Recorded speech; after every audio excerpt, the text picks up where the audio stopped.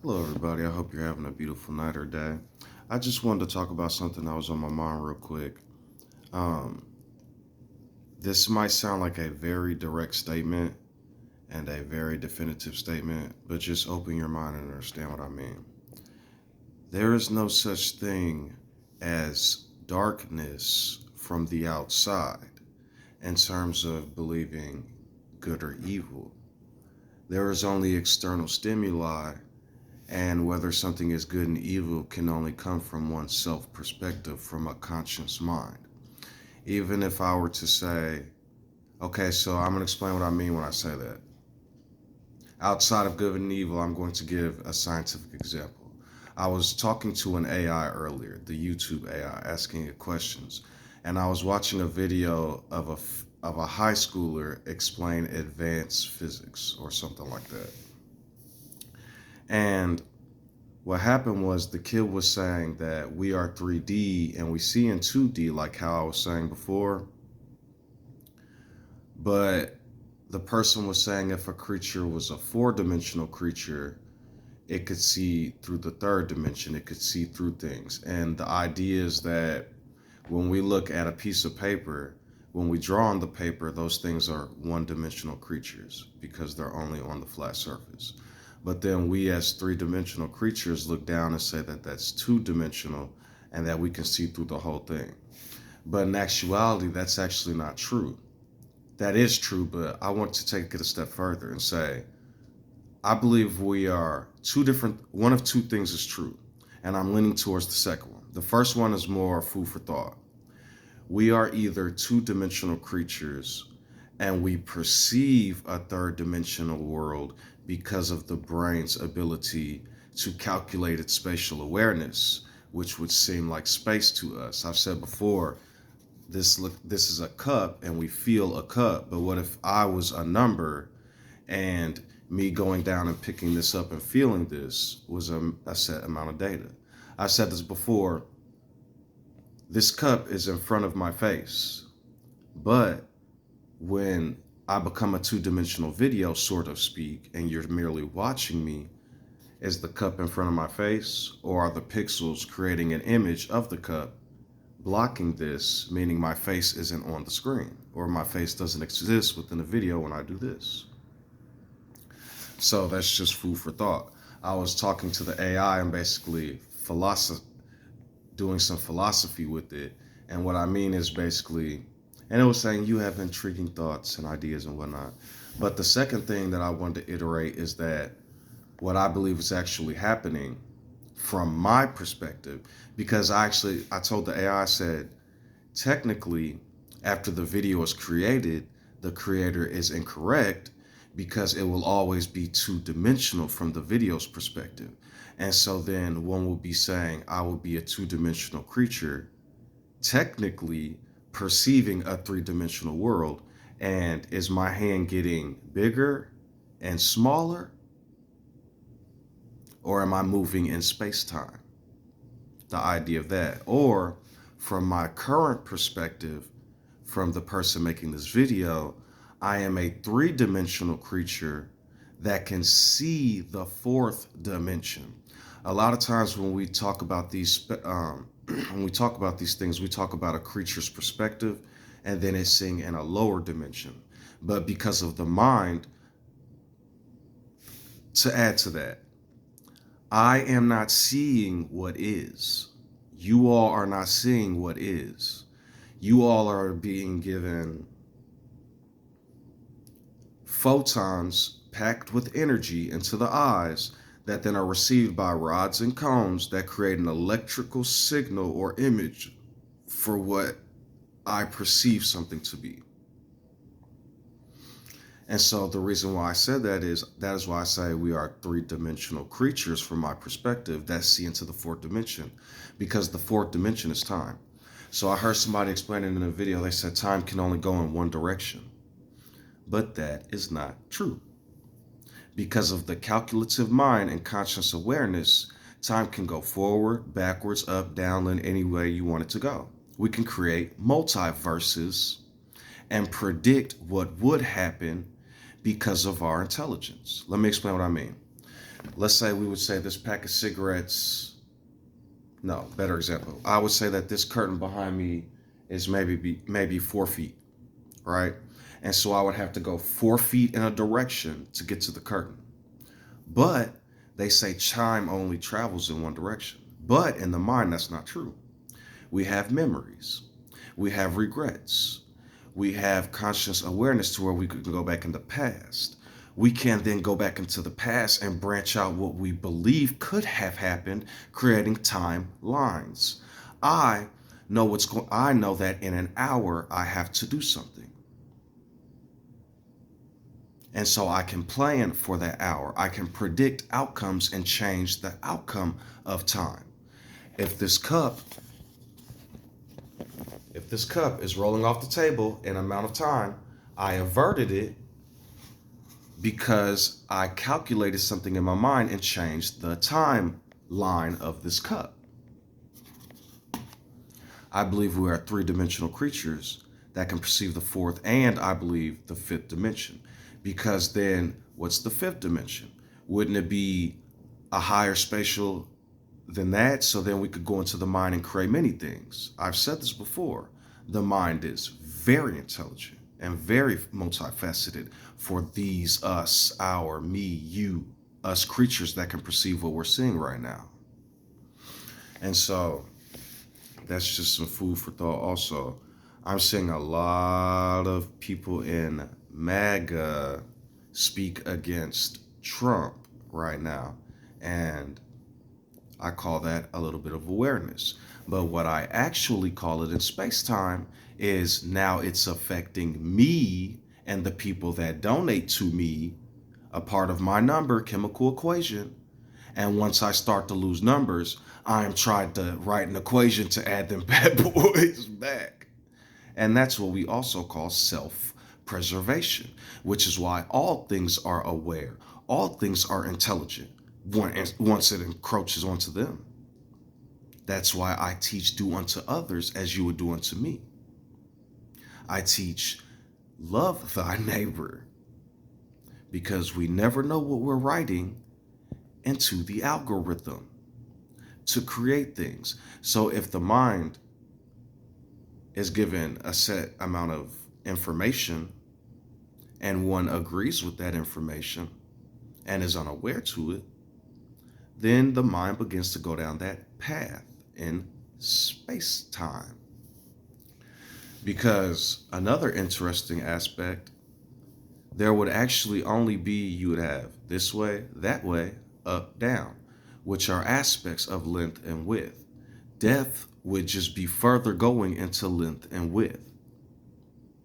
And so there's perception of space to me is spatial awareness, which is a whole nother dimension of the mind when you think about it, which is why it goes to a higher dimension, the third dimension. But it's only 2 and 2, so it'll really be like 4 if you think about it. And then when you add time, it becomes 6 because you can go forward and backwards in the mind. But that's just a little poem. That's a poem. Me playing with words. I don't believe that there's 3 dimensions that we can perceive. And I believe because of the mind and how we can calculate things, there are higher dimensions, and time is one of them, making us creatures that can actually see in 4 and 5 and multiple D. Because when you guys create the tesseracts and all that, I've said this, that is just another 3D object. What a tesseract will represent is how you have a solid space-time that can morph into different space-times because of the outcomes. I'm going to show you something real quick before I go. So I will say, I'm going to help you understand what time is. Actually, I'm going to give you a representation. Give me 1 second. Okay. I hope this helps you understand time a little bit better. Okay, if you've been watching my videos, this is a cigarette. And this cigarette, this lighter is holding a bunch of butane. It's a carbon hydrogen gas. That's a molecule. And what it's doing is it's a liquid inside this plastic container because it's pressurized. And what that means is it's so tight and so packed together that, and it's so under pressure that what happens is it's in a stable state, like a vacuum almost. But when I click this button, gas comes out. It comes out as a gas in the current atmosphere. So what happens is when I use this flint to create a chemical reaction, that chemical reaction then turns into a spark, a little tiny explosion, or a high release of energy. That high release of energy interacts with the gas and creates a plasma. It helps me light the cigarette, this tobacco plant. Now, this is time. There's a chemical reaction happening right now with this tobacco plant and paper. It is turning into carbon dioxide and water vapors. What is happening is when certain chains are broken, they break off into the gases in the air, creating OH2O, new building blocks. It's like if I had a bunch of blue Legos and then I broke the blue Legos apart, but everywhere else are green Legos and red Legos. So then once I break those Legos apart because of the pressure and Legos everywhere, they poof. And also when dealing with quantum tunneling, I believe quantum tunneling happens because of the thermodynamics of the situation and because of the fields that are created. And so I'll give you an example. If an element instantly is turned into deuterium, there's going to be a chemical reaction that happens. Because of the atomic nature and new charge of that reaction, the electrons they're becoming entangled and follow along suit, becoming a part of that. Now that's just a theory of mine. Same when dealing with the dryer, and when new hydrogen bonds are created because of the electrostatic charge, electricity everywhere, and then don't play with power lines or electricity, extremely dangerous. And what happens is when electricity enters the body, we're full of fluid. And what happens is that charge goes through and causes all your cells to explode because they're being super energized at a molecular level, which is why you see people explode. Don't play with electricity. It's extremely dangerous, just like fire. And so the reason why I'm bringing, actually, interestingly, that's how we receive energy. When we breathe, the oxygen goes into a blood cell, the hemoglobin, and that blood cell goes into an area or one of the cells that need energy. It drops that off. The oxygen goes to the mitochondria, to the oxygen transport chain. They break the O2 apart, and then there's a high release of energy, and the body captures that, just like how it captures photons. It's different, but it's because there's technicalities to this, and there's things that happen. I just like to. So, anyways, I believe a lot of times when thermodynamics, when one element is affected by heat or energy or something, then a whole bunch of things follow and are affected by that thing's field. And once they become entangled like that, then you have a whole nother, when it's more, okay, so I'll give you an example. You have something called an ionic bond. When, let's say, instead of an oxygen having whatever number of protons, it has more protons or whatever. So then it attracts the electrons of something it wouldn't normally attract, and it creates an ionic bond. Well, a covalent bond is different. A covalent bond is more like H2O, the actual molecule, the singular molecule.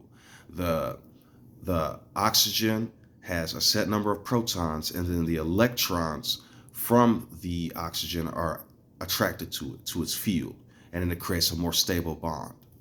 It can be broken with heat and energy. You can actually, if you have a bunch of water, you can turn that back to a gas with something called electrolysis or electrosis or something like that. And what you do is you're shocking the water and using a set amount of energy on the water to where it releases the chemical bonds and it separates back into its gas form. And so, time, right? I'm sorry. I need to leave that right there. And so to help you understand time a little bit better, I'm going to use the example with that cigarette.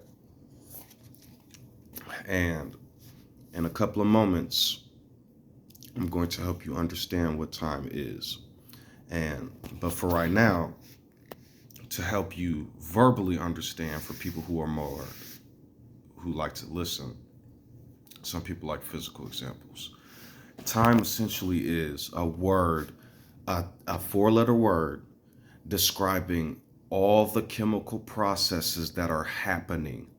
You see, a lot of times when we look at the universe, we just think like a flow of time, which is accurate, but more essentially, what's happening is even when you see my hand move, you're seeing frames of it.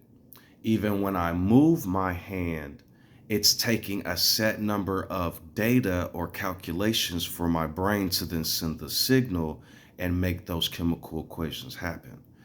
What is happening because of that, I need energy to move and talk.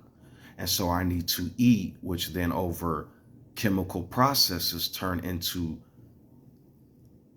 molecular structures and molecules that help fuel my body, along with the oxygen I breathe. That is why water goes into the mouth, because it goes into the stomach to do something totally different than what the lungs do. The lungs need oxygen, totally different molecules than water. And so that is why even if you breathe pure oxygen, which is O1, because what we breathe is O2. And then the atmosphere, which you guys can't see, is a bunch of different gases. And these different gases, ones that are healthy to us, ones that we have been building blocked on, so to speak. And so what happens is when I breathe in, my lungs get big, full of air. And when that happens, there's pressure on the inside of me and on the outside of me, like water pressure. And because of that pressure of the atmosphere, those oxygen molecules, the O2s, what they do is they go into the bloodstream because the hemoglobin takes it in. When they go into the capillaries, when the hemoglobin takes it in, what ends up happening is it goes to the different cells that it needs to, predominantly the brain and heart, because it takes a lot of energy. And so now back to the cigarette. I just want to show you like this. Okay, now this is time. Over time, you have the beginning of the cigarette, but then over the processes, by the end of the processes is going to get to the end here. And one could say that was 10 or 15 minutes. But in actual space-time, that was a bunch of those molecules being burned until it transferred into ash, carbon dioxide, and water. That's essentially the building blocks of the universe, time. We can perceive this and I know that it's going to do that. And so I know the future, sort of speak. But because of so many unknown variables and because of my current level of knowledge and perception, then a lot of times what I do is wait and learn and become aware of things and know that there are different variables that could affect the timing of that or affect that chemical equation. And so, yeah, I believe we are 3D beings that see in a higher dimension, or later, what you all perceive as a 2D being that can possibly see in 3D and 4D, so to speak. I don't think it goes down, because if it went down, then we would be devolved creatures. You see what I'm saying? We wouldn't perceive any of the dimensions and we would just eat. If we even perceived us eating, we would just be there doing something at the will of some cells. So I hope that helps people understand.